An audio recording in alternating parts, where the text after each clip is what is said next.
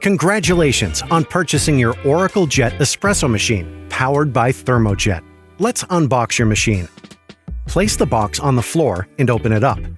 Remove the accessories contained in the top panel packaging.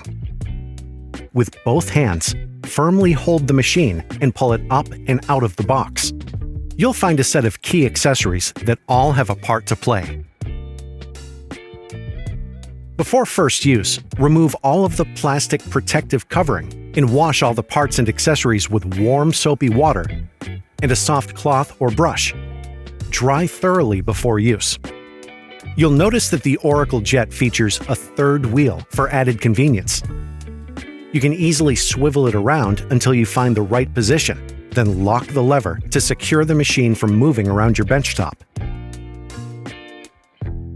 You'll need to soak the filter in cold water for 5 minutes. Pop it into the filter holder.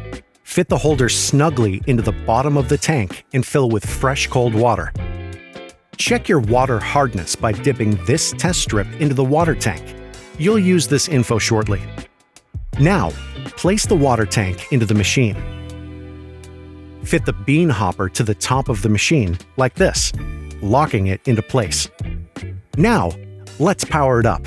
On first use, your machine will prompt you to set up various preferences, including a Wi-Fi network connection to run a firmware update. This keeps your Oracle Jet up to date with the very latest operating system, just like your smartphone. Next, all you have to do is follow the on-screen tutorials, which will take you through all the parts and accessories to get to know your machine better, right through to making your first coffee using simple, easy-to-follow steps.